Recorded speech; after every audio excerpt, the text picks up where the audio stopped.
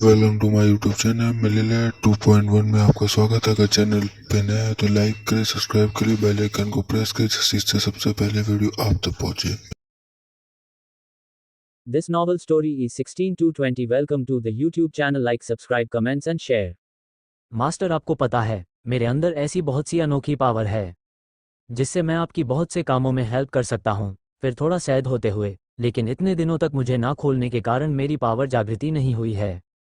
लेकिन हाँ, किसी की स्ट्रांग प्रेजेंस या उसके ऑरा को ऑब्जर्व करके मेरे में थोड़े बहुत पावर आ जाएंगे जिससे मैं आपकी हेल्प कर सकता हूँ।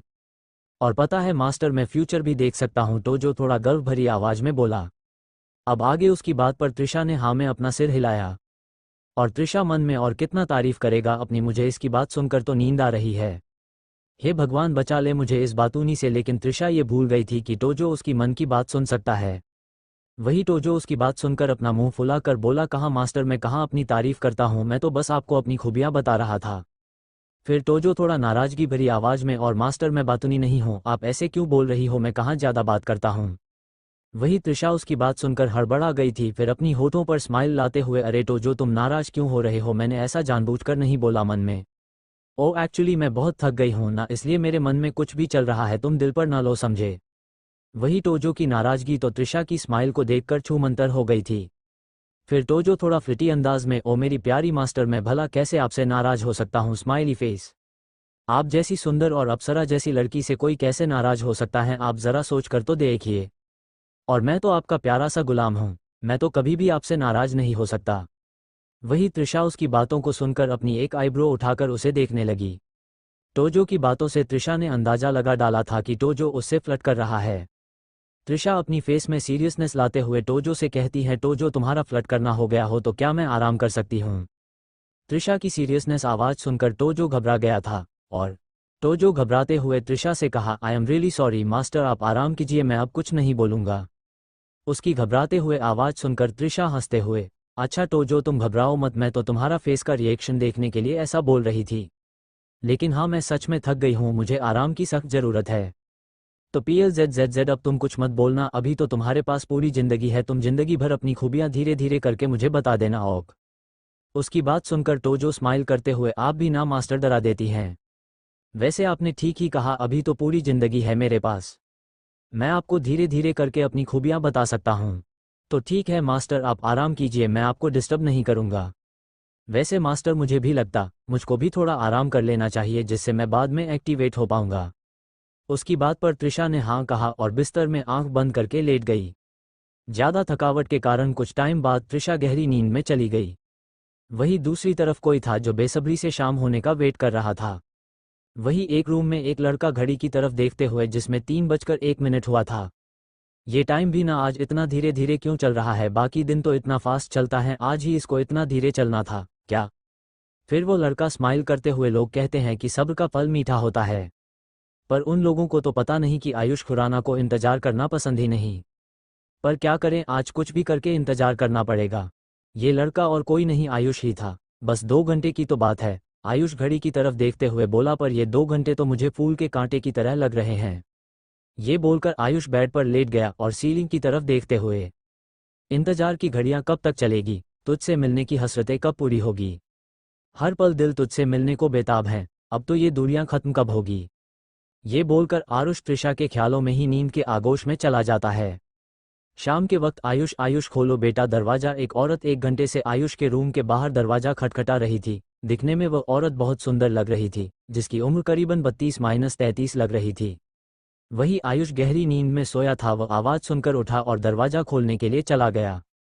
फिर आयुष दरवाजा खोलकर सामने खड़ी औरत को देखकर चिढ़े हुए आवाज में, क्या हुआ मॉम, इतना चिल्ला क्यों रही हो, और आपने मेरा नींद खराब क्यों किया। ये औरत और कोई नहीं, आयुष की मॉम कृति खुराना थी। उसकी बात सुनकर वह औरत, आयुष तुझे डिनर के लिए त्रिशा के घर नहीं जाना है क्या, अगर तेरे को जाना ही नहीं था तो हाँ क्यों बोला जाने के लिए, तूने तो 1 घंटा वेस्ट कर दिया हम लोगों का। उनकी बात सुनकर आयुष को रिलायंस होता है कि उन लोगों को त्रिशा के घर डिनर के लिए जाना है। ये याद आते ही आयुष कृति खुराना की तरफ देखते हुए, आई एम सॉरी मॉम, मैं तो भूल गया था, प्लीज 10 मिनट आप लोग रुको, मैं जल्दी से रेडी होकर आता हूँ। ये बोलकर आयुष रेडी होने के लिए वॉशरूम में चला गया। वही कीर्ति जी आयुष को जाते देख, ये लड़का कभी नहीं सुधर सकता, बिना वजह मेरे ऊपर गुस्सा किया और अब सॉरी बोलकर चला गया। ये बोलकर कृति जी अपना सिर हिलाकर नीचे चली जाती है। वही हाल में राहुल खुराना सोफे पर बैठे हुए थे, तभी उनकी नज़र सीढ़ियों से उतरती कृति जी के ऊपर चली गई, जो मुंह फूले नीचे उतर रही थी। जिसे देखकर राहुल खुराना, क्या हुआ बीवी जी, इतना मुंह फुलाकर क्यों घूम रही हो? उनकी बात पर कृति जी उन्हें घूर कर देखती हैं। वहीं राहुल खुराना अपनी बीवी के ऐसे घूरने से डर जाता है और थोड़ा डरते हुए, अरे तुम गुस्सा क्यों हो रही हो? मैं तो बस ऐसे ही पूछ रहा था। वैसे आयुष कहाँ है? वह नहीं आया नीचे। उनकी बात पर कृति जी कुछ बोलने वाली थी कि तभी आयुष पीछे से आते हुए, डैड मैं आ गया। इस वक्त आयुष ने ब्लैक शर्ट और नीचे में ब्लैक पैंट पहना था, जिसमें वह बहुत हैंडसम लग रहा था। वही आयुष ने शर्ट के ऊपर वाले 2 बटन नहीं लगाए थे, जिससे वो और भी हैंडसम लग रहा था। वही आयुष को देखकर राहुल खुराना बोले, तू तो मुझसे भी ज़्यादा हैंडसम लग रहा है बेटा। उनकी बात पर आयुष, मैं आपका बेटा हूं तो हैंडसम तो लगूंगा डैड। फिर आयुष अपनी मॉम की तरफ देखते हुए, मॉम आप कुछ कम्प्लीमेंट नहीं देंगी? उसकी बात पर कृति जी उससे नज़रें फेर लेती हैं, जिसे देखकर आयुष सब समझ जाता है कि उसकी मॉम उससे नाराज है। फिर आयुष कृति जी को पीछे से हक करते हुए, मॉम क्या आप मुझसे नाराज हैं? अगर नाराज है तो मुझे आपकी नाराज़गी को दूर करने के लिए मेरे पास इसका इलाज है। ये बोलकर उसके गालों पर किस कर देता है। उसके ऐसे करने से कृति जी, अच्छा बेटा मक्खन लगाना तो लोगों को तुमसे सीखना चाहिए। नाराज भी तू करता है और मानता भी तू है। उनकी बात पर Ayush, I am sorry mom. उसकी बात पर कृति जी स्माइल करते हुए, नहीं हूं मैं तुझसे नाराज। वही आयुष, सच में न मॉम? उसकी बात पर कृति जी, हाँ सच में। वही बीच में राहुल खुराना बोले, अगर तुम लोगों की नाराजगी दूर हो गई है तो अब चले, वरना लेट हो जाएगा। उसकी बात पर दोनों ने हाँ कहा और तीनों मल्होत्रा मैंशन के लिए निकल गए। क्या हो रहा है? आयुष को त्रिशा से प्यार, अगर त्रिशा को पता चलेगा तो उसका रिएक्शन क्या होगा? CH-17 blue butterfly panned. अब तक वही बीच में राहुल खुराना बोले, अगर तुम लोगों की नाराजगी दूर हो गई है तो अब चले, वरना लेट हो जाएगा। उसकी बात पर दोनों ने हाँ कहा और तीनों मल्होत्रा मैंशन के लिए निकल गए। अब आगे मल्होत्रा हाउस। शाम 6:30 बजे। आज पूरा मल्होत्रा हाउस नए नए खानों की खुशबू से पूरा महक रहा था। वही मिसेज पायल एक खाने के डिश को डाइनिंग टेबल पर रखते हुए सरिता से कहती है, सरिता त्रिशा के रूम में जाओ और उसे उठा देना, क्योंकि कृति और राहुल भाई साहब आते ही होंगे। उनकी बात पर सरिता बोली, जी मैडम, मैं अभी जाकर छोटी मैम को उठा देती हूँ। सरिता ये बोलकर वहां से त्रिशा के रूम की तरफ चली गई और मिसेज पायल किचन में चली गई। वही रूम में त्रिशा, जो पहले सोकर उठ गई थी और स्टडी टेबल पर बैठकर टोजो यानी रहस्यमयी किताब के अंदर बने चित्र को ध्यान से देख रही थी। या यूं कहे कि त्रिशा उस चित्र के थरू समझने की कोशिश करती कि ये किताब क्या कहना चाहती। वही टोजो, जो उसको इतने देर से अपने अंदर बनी उस चित्र को देखता पाकर अपनी जिज्ञासा को कंट्रोल न कर सका और त्रिशा से पूछ पड़ा, मास्टर आप इतनी देर से इस चित्र को घूर क्यों रही हैं? त्रिशा, जो अपने में मगन थी, वह टोजो की बात सुनकर बोली, टोजो मैं इस चित्र को घूर नहीं रही हूँ, बल्कि समझाने की कोशिश कर रही हूँ, क्योंकि मुझे लगता है कि यह चित्र हमें कुछ बताने की कोशिश कर रही है। उसकी यह बात सुनकर टोजो बोला, अच्छा इतनी सी बात को समझने की क्या जरूरत है मास्टर, आप देखकर ही पता लगा सकती है। त्रिशा उसकी बात सुनकर अपनी आंखें छोटी करके उसे देखते हुए, तुम्हें ये इतनी सी बात लगती है? तभी त्रिशा के दरवाजे पर कोई नॉक करता है। ये सुनकर त्रिशा टोजो की तरफ देखते हुए, टोजो अब तुम बिल्कुल शांत रहना, आवाज मत करना, दरवाजे के बाहर कोई आया है। टोजो बोला, ठीक है मास्टर। त्रिशा जल्दी से टोजो को दूसरी किताब के नीचे रख देती है, जिससे उसे कोई ना देखे पाए, और दरवाजा खोलने चली जाती है। त्रिशा जब दरवाजा खोलती है तो सामने और कोई नहीं, सरिता खड़ी थी। वही सरिता उसे देखकर बोली, छोटी मैम आपको रेडी होकर हाल में बड़ी मैडम ने बुलाया है। उसकी बात पर त्रिशा बोली, ठीक है आंटी आप जाओ, मैं रेडी होकर आती हूँ। त्रिशा की बात पर सरिता हाँ में सिर हिलाकर नीचे चली जाती हैं। सरिता के जाने के बाद त्रिशा दरवाजा बंद कर देती है और फ्रेश होने के लिए वॉशरूम में चली जाती हैं। 10 मिनट बाद त्रिशा बाथरूम से बाहर आई और क्लोजेट में कपड़ा चेंज करने के लिए चली गई। फिर क्लोजेट से कपड़ा चेंज करके मिरर के पास जाकर अपने बाल बनाने लगी। वही टोजो त्रिशा को इस तरह रेडी होते देख बोला, मास्टर आप कहीं बाहर जा रहे हो क्या? त्रिशा अपने बालों में हेयर पिन लगाते हुए कहा, नहीं टोजो मैं कहीं बाहर नहीं जा रही हूँ। ये सुन टोजो बोला, तो आप इतना रेडी क्यों हो रही है? तो और एक्चुअली आज हमारे घर राहुल अंकल और कृति आंटी आने वाली है डिनर के लिए, इसलिए रेडी हो रही हूँ। ये बोलकर त्रिशा लास्ट बार अपना चेहरा मिरर में देखकर वहां से जाने लगती हैं। त्रिशा को यहाँ से जाता देख टोजो, मास्टर रुकिए। टोजो की आवाज़ सुनकर त्रिशा रुक जाती है और उसके तरफ देखते हुए, क्या हुआ टोजो, कुछ कहना था क्या तुम्हें? टोजो, जी मास्टर मुझे आपसे बहुत ज़रूरी बात करनी थी। ये सुन त्रिशा, बोलो क्या कहना है तुम्हें? मास्टर आपको तो पता है कि मैं आपका अंश हूँ। लेकिन एक और बात भी है जो आप नहीं जानती है, वो बात यह है कि अगर मैं आपके पास नहीं रहा या आपके 1-2 मीटर के संपर्क में भी नहीं रहा तो मैं 1 घंटे के लिए ऑफ मोड में चला जाऊंगा और मेरी शक्तियां भी चली जाएगी। इसलिए आप मुझे भी ले चलिए अपने साथ। ये सुन त्रिशा परेशान होते हुए बोली, पर टोजो मैं तुम्हें कैसे ले जाऊंगी? अगर तुम्हें दादू ने देख लिया तो उन्हें सब पता चल जाएगा, और घर वालों ने तुम्हारी आवाज़ सुन ली तो वो लोग डर जाएंगे। टोजो त्रिशा की परेशानी भरे चेहरे को देखकर, मास्टर आप परेशान क्यों हो रही है? जब आपके पास आपका टोजो है तो फिर स्माइल करते हुए, मेरे पास एक आइडिया है जिससे मैं आपके साथ हमेशा रह सकता हूँ। लेकिन इससे पहले आपको मुझे इस मोटी किताब के नीचे से निकलना होगा, वरना मैं दबकर मर जाऊंगा मास्टर। Worried worried. उसकी बात पर त्रिशा हंसते हुए, तुम भी तो एक किताब हो, तो कैसे तुम उसके दबाव से मर सकते हो? हाँ, पर एक बात अलग है कि तुम्हारे पास शक्तियाँ है। त्रिशा ये बोलकर उस किताब के नीचे से टोजो को निकाल देती है और उसे वही स्टडी टेबल पर रख देती है। उसकी बात सुन टोजो मुंह फुलाकर बोला, मास्टर आप भी ना, भले ही मैं एक किताब हूँ, लेकिन मैं सबसे यूनिक हूँ। एक बार आप मुझे पूरी तरह से जान गई ना, फिर आप बिना पंखों के हवा में उड़ने लगेंगी। त्रिशा बोली, कुछ भी बोलते हो टोजो? फिर कुछ सोचते हुए, अभी क्या बोला था तुमने? मैं तुम्हें पूरा जान गई तो मैं हवा में उड़ूंगी। वो टोजो, वह क्या ख्यालात है तुम्हारे? ये सुन टोजो, अब आप देखिए मैं अपना यूनिकनेस कैसे दिखता हूँ आपको। ये बोलकर वो अचानक से एक पैंडेड में बदल गया। ये देख त्रिशा हैरानी से उसे देखने लगी। उसे लगा था कि टोजो सिर्फ किताब में ही बदल सकता है। त्रिशा उस पेंडेंट को अपने हाथ में लेकर अपनी चमकती हुई आंखों से देखने लगी। दिखने में वो पेंडेंट सिंपल था, लेकिन उस पेंडेंट के बीच में जो छोटा सा ब्लू बटरफ्लाई था, वो सबसे यूनिक था, जो किसी रियल बटरफ्लाई की तरह लग रहा था। इसी कारण वो पेंडेंट बहुत खूबसूरत दिख रहा था। टोजो, तुमने मुझे क्यों बताया नहीं कि तुम उस किताब के अलावा पेंडेंट में भी बदल सकते हो? त्रिशा ने कहा। ये सुन टोजो मुस्कुराते हुए, मास्टर आपने ही तो कहा था धीरे धीरे करके मैं अपनी खूबियां आपको बताऊं। मैं तो मस्त उस टाइम आपको बताने की कोशिश कर रहा था, लेकिन आपने ही तो मना कर दिया मास्टर, इसलिए मैंने नहीं बताया। त्रिशा ने उसकी बातों पर कुछ नहीं कहा और मिरर के पास जाकर पेंडेंट को अपने गले में पहनते हुए, टोजो अब तुम मेरे साथ जा रहे हो तो बिल्कुल भी आवाज मत करना, वरना पता चल जाएगा सबको। टोजो, नहीं पता चलेगा मास्टर किसी को, क्योंकि मैंने अपना एक ऐसा पावर जेनरेट किया है जिससे कारण मेरा आवाज आपके अलावा कोई भी नहीं सुन सकता। CH-18 रंजीत जी का फैसला अब तुम मेरे साथ जा रहे हो तो बिल्कुल भी आवाज मत करना, वरना पता चल जाएगा सबको। टोजो, नहीं पता चलेगा मास्टर किसी को, क्योंकि मैंने अपना एक ऐसा पावर जनरेट किया है जिसके कारण मेरा आवाज आपके अलावा कोई भी नहीं सुन सकता।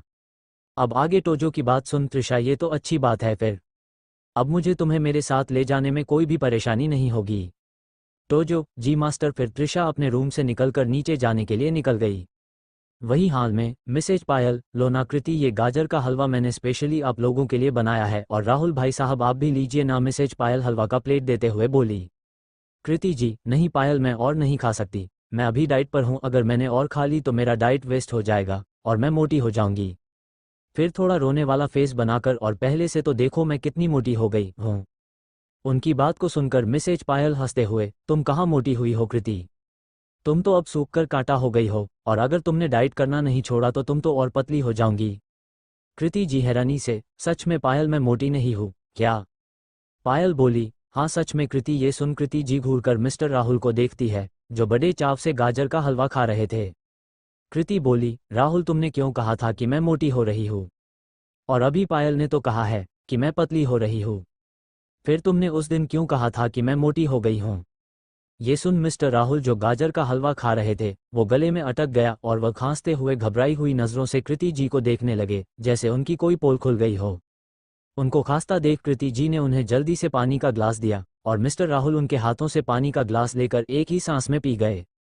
वही उनको अब नॉर्मल होते देख कृति जी बोली, अब आप बताइए, आपने ऐसा क्यों कहा? मिस्टर राहुल घबराते हुए बोले, कृति मैंने तो बस तुमसे मजाक किया था, और तुमने ही मेरी बातों को सीरियस ले लिया था, इसमें मेरी गलती नहीं है। फिर फिकी स्माइल करते हुए उन्हें देखने लगे।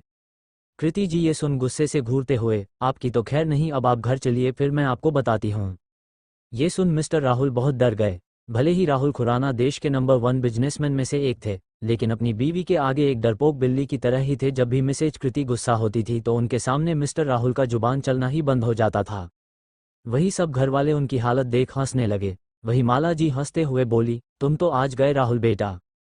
उनकी बात पर मिस्टर राहुल बोले, माला आंटी मैं पहले से डरा हुआ हूँ ये बोलकर, और मत डराइए प्लीज।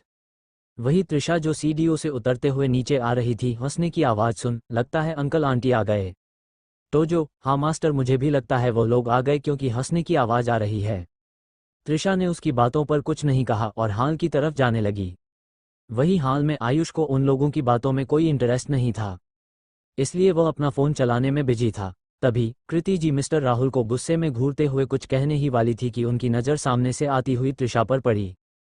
त्रिशा को देख कृति जी मुस्कुराते हुए, त्रिशा बेटा तुम इधर आओ, मैं कब से तुम्हारा इंतजार कर रही हूँ। कृति जी की बात सुन सब सामने की तरफ देखने लगे जहाँ से त्रिशा आ रही थी। मिस्टर राहुल त्रिशा को इधर ही आते देख उनकी आंखें चमक गई और खुशी से मुस्कुराते हुए, थैंक गॉड कि त्रिशा सही समय पर आ गई, वरना कृति जी मुझे सबके सामने बेइज्जत करके ही छोड़ती। वही आयुष जो अपने फ़ोन में लगा था, ये सुन वो भी सामने से आ रही त्रिशा को देखने लग गया। इस वक्त त्रिशा ने ब्लैक नी लेंथ फ्रॉक पहना था और अपने लंबे काले बालों को पोनीटेल में बंधा था और राइट साइड के बालों में हेयर पिन लगाया था, जिससे त्रिशा बहुत क्यूट और एलिगेंट लग रही थी और गले में पहने ब्लू बटरफ्लाई पेंडेंट के कारण वो और भी खूबसूरत लग रही थी। आयुष की नज़रें तो उससे हट ही नहीं रही थी, वो उसे ही देखने में खोया हुआ था कि उसे पता ही नहीं चलता कब उसके मुंह से ब्यूटीफुल निकल जाता है। जब आयुष को एहसास होता है कि उसने क्या बोला है, वो जल्दी से अपनी नज़रें त्रिशा से हटाकर अपने आसपास देखता है कि कहीं किसी ने सुन तो नहीं लिया, लेकिन किसी का ध्यान अपनी तरफ ना पाकर चैन की सांस लेता है। वही त्रिशा कृति जी की बात सुन उनके बगल में आकर बैठ जाती है और उन्हें गले लगाते हुए, आंटी आप कैसी हैं, और सॉरी मैंने आप लोगों को वेट कराया। ये सुन कृति जी, सॉरी क्यों बोल रही हो त्रिशु, हम लोग भी तो अभी पहुंचे हैं। फिर त्रिशा के गालों में हाथ रखकर, तुम्हें सॉरी बोलने की कोई ज़रूरत नहीं है। फिर कृति जी मुस्कुराते हुए, और मैं बिल्कुल ठीक हूँ, तुम बताओ तुम कैसी हो। त्रिशा बोली, आंटी मैं भी ठीक हूँ। ये सुन कृति जी बोली, ये तो अच्छी बात है। फिर कृति जी त्रिशा को ऊपर से नीचे तक देखते हुए, त्रिशा तुम आज बहुत सुंदर लग रही हो, किसी प्रिंसेस की तरह। तभी बीच में ही मिस्टर राहुल बोले, कृति जी त्रिशा तो हमेशा ही सुंदर दिखती है, यह आज की बात थोड़ी है। मिस्टर राहुल की बात सुन त्रिशा स्माइल करते हुए पलटकर उनकी तरह देखती हैं, लेकिन मिस्टर राहुल के बगल में आयुष को देख उसकी आंखें हैरानी से बड़ी हो जाती हैं। त्रिशा मन में, ये कैसे हो सकता है, पिछले जन्म में तो आयुष नहीं आया था डिनर में, लेकिन इस बार ये यहाँ कैसे, ये सोचकर ही त्रिशा के मन में उथल पुथल मचा था। टोजो जो कब से चुप था, उसे अब चुप रहना बर्दाश्त नहीं हुआ और वो बोल पड़ा, मास्टर इस बार आपका रिबॉर्न हुआ है और आप समय से पहले ही ठीक हो गई है, तो ऐसी कुछ चीज़ों में बदलाव होगा ही, आप हैरान मत होइए और आप अपना एक्सप्रेशन चेंज कीजिए, वरना सबको लगेगा कि आप पागल हो गई है, टोजो हंसते हुए बोला। टोजो की बात सुन त्रिशा मन में गुस्से से, टोजो तुम्हारा कुछ ज़्यादा नहीं हो रहा है। ये सुन टोजो मायूसी से, सॉरी मास्टर। वही मिस्टर राहुल त्रिशा को कुछ ना बोलता देख, क्या हुआ त्रिशा बेटा तुम चुप क्यों हो गई। मिस्टर राहुल की बात सुन त्रिशा अपने आप को नॉर्मल कर, कुछ नहीं अंकल, मैं बस सोच रही थी कि आप दिनों दिन हैंडसम होते जा रहे हैं। फिर त्रिशा एक नज़र आयुष को देखती है जो उसको ही देख रहा था। त्रिशा ये देखकर जल्दी से अपनी नज़र उससे हटा लेती है। त्रिशा के ऐसे करने से आयुष के चेहरे पर मुस्कान आ जाती है। वही मिस्टर राहुल त्रिशा की बात सुन मुस्कुराते हुए बोले, अब क्या करें त्रिशा बेटा, तुम्हारी आंटी को इम्प्रेस करने के लिए मुझे दिनों दिन हैंडसम तो दिखना पड़ेगा ना। उनकी बात सुन त्रिशा हंसते हुए, जी अंकल आप सही बोल रहे हैं। तभी मिसेज पायल बीच में ही बोली, चलिए सब डिनर के लिए, बाकी बातें डिनर के बाद कर लेना वरना खाना ठंडा हो जाएगा। मिसेज पायल की बात सुन मिस्टर राहुल बोले, भाभी जी अभी तो रंजीत अंकल भी नहीं है और आशीष भी कंपनी से आया ही नहीं है, तो उनके बिना डिनर कैसे कर ले। ये सुन मिसेज पायल बोली, भाई साहब उन्होंने मैसेज किया है कि उनको इम्पोर्टेंट मीटिंग के लिए अदर स्टेट जाना पड़ गया है, इसलिए वो डिनर पर शामिल नहीं पाएंगे बोले हैं, और पापा जी अभी पहुंचने ही वाले हैं, उन्होंने कहा कि आप लोग डिनर कर ले। उनकी बात सुनकर मिस्टर राहुल ने हाँ कहा। फिर सभी डाइनिंग टेबल की तरफ चले गए। सभी अब डाइनिंग टेबल पर बैठ गए थे। डाइनिंग टेबल के एक साइड मिस्टर राहुल, कृति जी और आयुष बैठे थे, वहीं दूसरी साइड मालाजी और बीच वाला मिसेज पायल के लिए छोड़े थे, और जस्ट लास्ट में आयुष के सामने त्रिशा बैठी हुई थी। कुछ ही टाइम में वहां मिस्टर रंजीत भी आ गए और हेड चेयर में जाकर बैठ गए। रंजीत जी को देख मिस्टर राहुल बोले, अच्छा किए अंकल कि आप जल्दी आ गए, वरना आपके बिना मुझे बहुत अधूरा अधूरा लग रहा था, थोड़ा मायूसी से बोले। उसकी बात सुन रंजीत जी बोले, इसीलिए तो जल्दी आया हूँ बेटा, कि तुम्हें मेरे बिना अधूरा अधूरा ना लगे। फिर हंसते हुए बोले, अब ज़्यादा मस्का मत मारो बेटा जी, हम सब समझते हैं। मिस्टर राहुल सैड फेस के साथ बोले, मस्का नहीं मार रहा हूँ अंकल, सच बोल रहा हूँ। रंजीत जी बोले, अच्छा ठीक है मान गया तुम्हारी बातों को, तुम सच बोल रहे हो, अब सैड फेस मत बनाओ तुम। उसके बाद मिसेज पायल जल्दी से सभी को खाना सर्व करने लगी, फिर खुद भी खाने के लिए बैठ गई। फिर सभी हंसी खुशी खाना खाने लगे, लेकिन डाइनिंग टेबल पर एक ऐसा इंसान भी था जो खुश नहीं था। वो और कोई नहीं त्रिशा थी, क्योंकि जब से त्रिशा डाइनिंग टेबल पर बैठी थी तब से आयुष उसे लगातार देखे ही जा रहा था, या दूसरे शब्दों में कहे घुरे जा रहा था, जिसे देख त्रिशा का चेहरा फ्रस्ट्रेशन से भरा हुआ था। पहले की बात अलग थी कि त्रिशा उसके आगे पीछे घूमती थी, लेकिन रिबॉन के बाद से त्रिशा को उसके नाम से, उसके वजूद से उसे नफरत हो गई थी। त्रिशा मन में, मेरा बस चलता तो अभी इसके थोपड़े में 2-4 मुक्का मार देती। इडियट, देख तो ऐसे रहा है जैसे मैं कोई ताजमहल हूँ, त्रिशा गुस्से से बोली।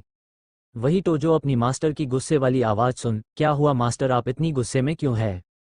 फिर टोजो थोड़ा रुक कर बोला, क्या आप सामने बैठे लड़के के घूरने से गुस्सा है क्या? ये सुन त्रिशा गुस्से से भड़कते हुए, तुम्हें ये सब पता है तो पूछ क्यों रहे हो, चुपचाप रह नहीं सकते? त्रिशा को और भड़कते देख टोजो डरते हुए, मास्टर मैं तो बस कंफर्म कर रहा था, टोजो ये बोल चुप हो गया। उसकी बात पर त्रिशा ने कुछ नहीं कहा और वह चुपचाप गुस्से में खाना खाने लगी। वहीं कुछ टाइम बाद सब डिनर करके हाल में आकर बैठ गए थे और बातें करने लगे थे। ऐसे ही कुछ टाइम बात करने के बाद मिस्टर राहुल रंजीत जी से बोले, ठीक है अंकल, अब हमें चलना चाहिए, वैसे भी अब लेट हो रहा है। उसकी बात सुनकर रंजीत जी ने, ठीक है, कभी और आना डिनर के लिए। राहुल मुस्कुराते हुए बोले, जरूर आएंगे अंकल, लेकिन अगली बार आप लोगों को आना होगा डिनर के लिए हमारे घर। उनकी बात पर रंजीत जी ने हाँ कहा। वही माला जी के बगल में आयुष बैठा हुआ था, वो अभी भी साइड में बैठी त्रिशा को मुस्कुराते हुए देखे जा रहा था। उसकी मुस्कुराहट देख त्रिशा पूरी तरह से चिढ़ गई थी। आयुष उसका चिढ़ा हुआ फेस देख आयुष को बहुत मजा आ रहा था, वह जानबूझकर त्रिशा को चिढ़ाने के लिए मुस्कुरा रहा था। वही बगल में बैठी माला जी आयुष को इस तरह से मुस्कुराते देख बोली, क्या हुआ आयुष बेटा, मैं कब से देख रही हूँ, तुम मुस्कुराए ही जा रहे हो। ये सुन आयुष अपने चेहरे की मुस्कुराहट जल्दी से छुपाकर, कुछ नहीं दादी, बस कुछ याद करके मुस्कुरा रहा था।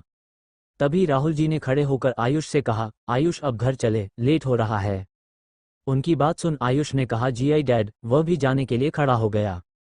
तभी कृति जी, पायल, कभी तुम लोग भी आना ना डिनर के लिए। मिसेज पायल मुस्कुराते हुए बोली, ठीक है कृति, हम लोग जरूर आएंगे। फिर तीनों घर जाने के लिए मल्होत्रा मैंशन से निकल गए। उनके जाने के बाद अब हाल में बस रंजीत जी, माला जी, मिसेज पायल और त्रिशा बस बचे थे। वही तीनों जैसे ही उठकर अपने अपने रूम में जाने वाले थे तभी मिस्टर रंजीत जी ने कहा, आप लोग थोड़ा सा रुक जाइए, मुझे आप लोगों से एक बहुत जरूरी बात करनी है। ये सुन मिसेज पायल बोली, क्या बात है पापा जी? रंजीत जी बोले, पायल बेटा पहले बैठ जाओ फिर बताता हूँ। सबके बैठने के बाद रंजीत जी बोले, मैंने एक बड़ा फैसला लिया है त्रिशा के लिए। फिर थोड़ा रुककर सख्त आवाज में बोले, मैंने फैसला लिया है कि त्रिशा अपनी आगे की स्टडी अस में रहकर कंटिन्यू करेगी और 2 दिन बाद उसका अस जाने की फ्लाइट है। वही यह सुन मालाजी और मिसेज पायल उन्हें हैरानी से देखने लगे। वही मिसेज पायल की आंखों में हल्की नमी आ गई थी। वो रंजीत जी की तरफ देखते हुए बोली, पर पापा जी अभी त्रिशा कितनी छोटी है और उसे स्टडी करने के लिए दूर कैसे भेज सकते हैं? आप एक बार आशीष को आ जाने देते फिर फैसला लेते ना पापा जी। उनकी बात पर रंजीत जी बोले, पायल बेटा मैं त्रिशा की भलाई के लिए कह रहा हूँ, यहाँ उसे खतरा है और मैंने आशीष से भी बात कर लिया है, उसने भी मेरे फैसले पर हाँ कहा है। मिसेज पायल ये सुन रोते हुए अपने रूम में चली गई। वही माला जी रंजीत जी को कुछ कहना चाहती थी, लेकिन मिसेज पायल को रोते हुए जाते देख उसको चुप करने के लिए उनके पीछे चली गई। CH-19 त्रिशा का अस जाने के लिए हाँ कहना, मुझे माफ करना गाइस, डेडपैन फेस, क्योंकि मैं आप लोगों के लिए टाइम पर चैप्टर अपलोड नहीं कर पा रही हूँ। मैं स्कूल स्टूडेंट हूँ तो मुझे टाइम नहीं मिल पाता है, बट मैं ट्राई करूंगी कि आप लोगों को टाइम PR चैप्टर मिल जाए एंड आप 1 दिन में 2 चैप्टर डालने की कोशिश करूंगी। अब तक मिसेज पायल ये सुन रोते हुए अपने रूम में चली गई। वही माला जी रंजीत जी को कुछ कहना चाहती थी, लेकिन मिसेज पायल को रोते हुए जाते देख उसको चुप कराने के लिए उनके पीछे चली गई। अब आगे वही रंजीत जी मिसेज पायल को इस तरह रोते हुए जाते देख एक लंबी सांस छोड़ते हैं। फिर त्रिशा के पास जाकर उसके बालों को प्यार से सहलाते हुए, त्रिशा बेटा तुम्हें कोई ऐतराज तो नहीं है ना मेरे डिसीजन पर? त्रिशा उनकी बात सुन प्यार से, दादू मुझे पता है आप ये मेरे भलाई के लिए कर रहे हैं, इसलिए मुझे आपके डिसीजन से कोई ऐतराज नहीं है। इनफैक्ट मैं तो बहुत खुश हूं कि मैं भी भाई की तरह दूसरे कंट्री में जाकर पढ़ूंगी, त्रिशा मुस्कुराते हुए बोली। रंजीत जी त्रिशा की बात सुनकर उसे गले से लगा लिए और उसके बालों को धीरे धीरे प्यार से सहलाते हुए, मेरी प्यारी बच्ची तुम कितनी समझदार हो गई हो। ये बोलते वक्त उनकी आंखें नम थी, क्योंकि वह भी नहीं चाहते थे कि त्रिशा उनसे दूर जाए, लेकिन मजबूरी के कारण उन्होंने अपने दिल पर पत्थर रखकर ये डिसीजन लिया था। वही त्रिशा अपने मन में, आई नो दादू आपने ये डिसीजन मजबूरी में लिया है। ये बोल त्रिशा अपनी पिछली जिंदगी के बारे में सोचती है, जहां उसने आयुष से दूर न जाने के लिए USA जाने से मना कर दिया था, लेकिन उस टाइम उसके दादू नहीं माने थे, इसलिए उसने 1 हफ्ते तक खाना नहीं खाया था, जिसके कारण उसकी तबीयत बहुत खराब हो गई थी। जिसे देख उसके दादू ने अपना डिसीजन बदल दिया था। फिर यहीं से वो मीरा के नए नए चालों में फंसती गई और अंत में उसकी दर्दनाक मृत्यु हो गई। ये याद कर त्रिशा की आंखें नाम हो गई थी। त्रिशा अपने ही सोच में खोई हुई थी कि तभी रंजीत जी उसे अपने से अलग करते हुए, त्रिशा बेटा अब बहुत देर हो गई है, तुम जाकर अब आराम करो, तुम थक गई होगी ना। त्रिशा बोली, जी दादू। ये बोल त्रिशा सीडीओ से होते हुए अपने रूम की तरफ जाने लगी। वही रंजीत जी भी कुछ सोचते हुए मिसेज पायल के रूम की तरफ चले गए। वही मिसेज पायल के रूम में, पायल बेटा तुम कितना रोओगी, अब शांत हो जाओ वरना तुम्हारी तबीयत खराब हो जाएगी, मालाजी ने उन्हें चुप करते हुए कहा।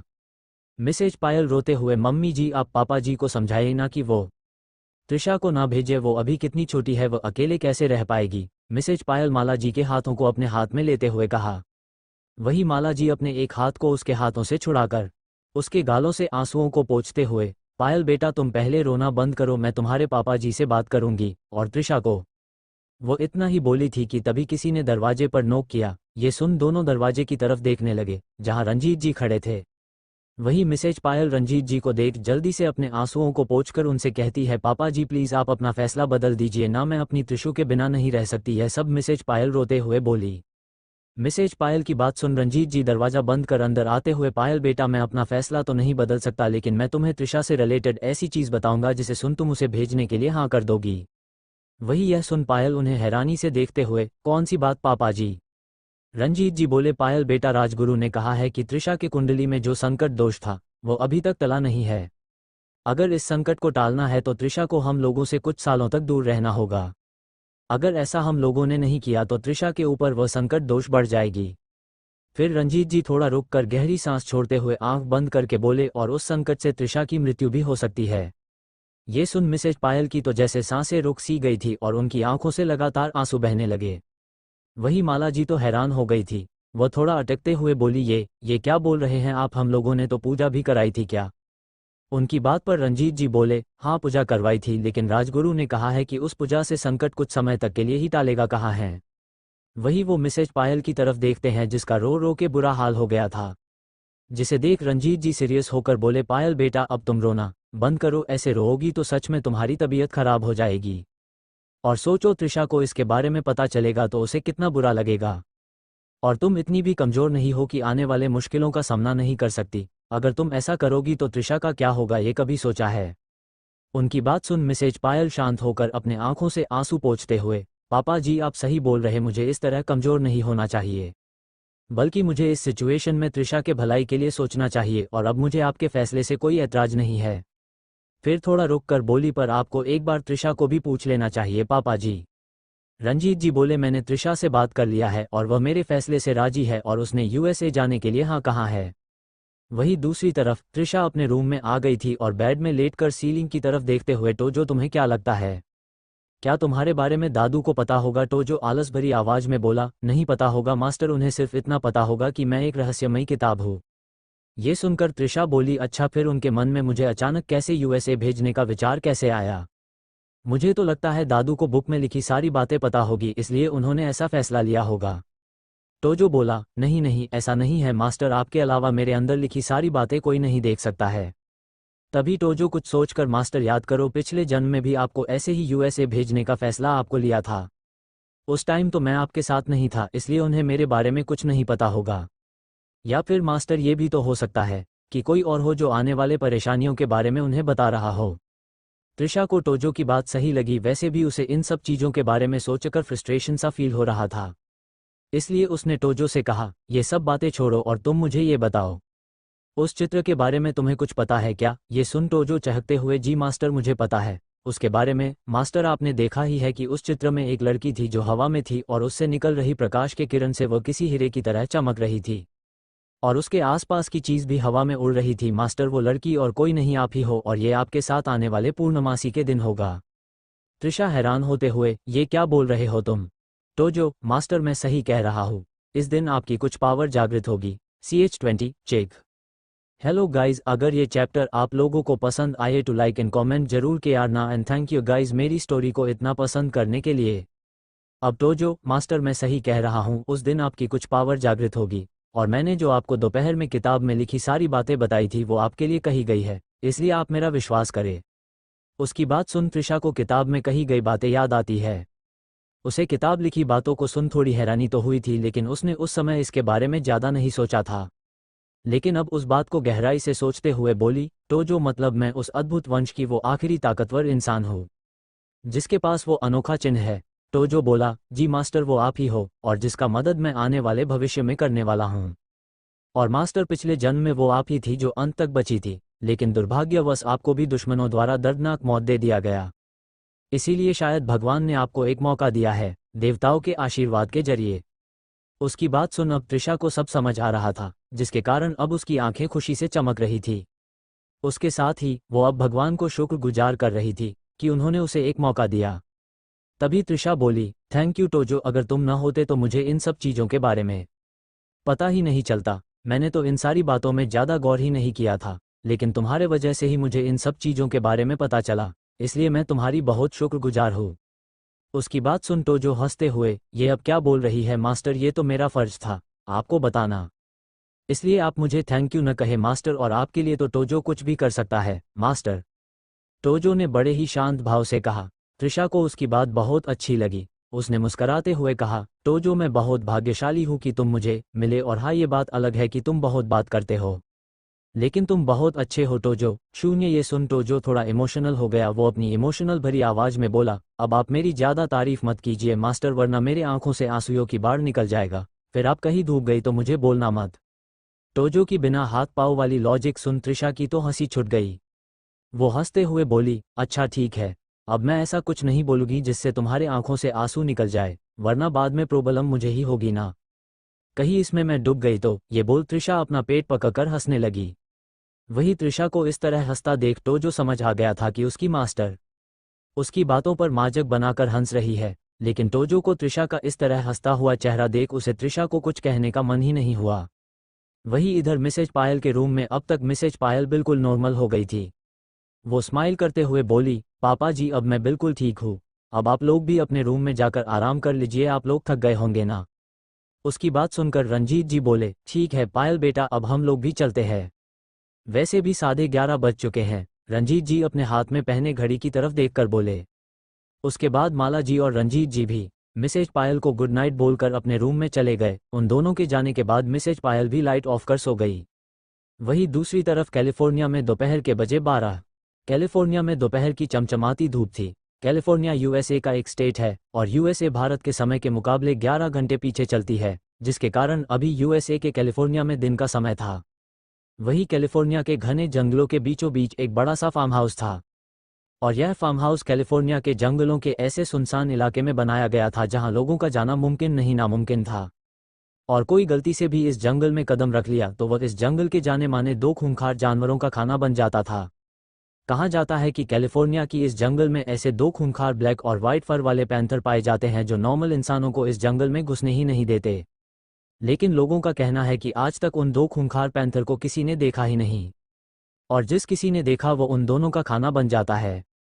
वही उस जंगल में बना फार्म हाउस जो देखने में किसी भूतिया घर से कम नहीं लग रहा था। तभी उस फार्म हाउस के अंदर से अजीब अजीब किसी की चिखने की दर्दनाक आवाज निकल रही थी, जिसे सुनकर आसपास के पेड़ों में बैठे चिड़िया डर के मारे उड़ रही थी। वही फार्म हाउस के बाहर 1000 से भी ज्यादा वेल ट्रेन्ड बॉडीगार्ड किसी रोबोट की तरह खड़े हुए थे। उन्हें तो उस आवाज से कुछ फर्क ही नहीं पड़ रहा था, जैसे कि यह आवाज उन्हें सुनाई ही नहीं दे रही हो। वही फार्म हाउस के अंदर लाइट के बजाय मसाले जल रही थी, जिसके कारण फार्म हाउस और भी डरावनी लग रही। वही हाल में भी well trained bodyguard high level की गन लिए खड़े हुए थे।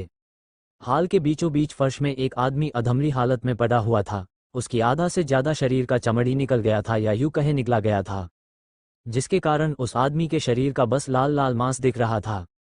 तभी वो आदमी अपने सामने खड़े लड़के जो उसके शरीर से चमड़ी को निकल रहा था, उससे वो अपनी अधमरी हालत में गिड़गिड़ाते हुए बोला, मुझे छोड़ दो प्लीज, मैंने दूसरे के कहने पर पैसे के लालच में वो सब किया, प्लीज मुझे जाने दो।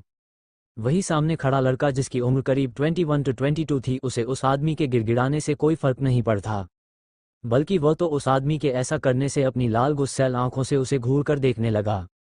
वही उसके ऐसे घूरने से वह आदमी डर से कांपने लगा। अब उसकी जुबान से कोई भी शब्द नहीं निकले रहे थे। इस वक्त पूरे हॉल में अभी पूरी शांति छाई हुई थी। वही हाल में बने बड़े से सिंहासन में एक लड़का बैठा था जो किसी प्रिंस के जैसे लग रहा था। दिखने में वो लड़का काफी हैंडसम था, जिसकी उम्र करीबन 18 साल का लग रहा था। जो अपने लेफ्ट पैर को राइट पैर में मोड़कर बैठा हुआ था और सिंहासन के सहारे अपनी राइट हैंड से अपने चीन को पकड़े आंखें बंद किए बैठा हुआ था। वो इस वक्त किसी ग्रीक गॉड के समान लग रहा था। वही अब चीखने की आवाज़ ना आते देख उस लड़के की आईब्रो आपस में सिकुड़ गई। फिर वो अपनी सिल्वर आइस को खोलकर उस अधमरे इंसान को घूर कर देखने लगा।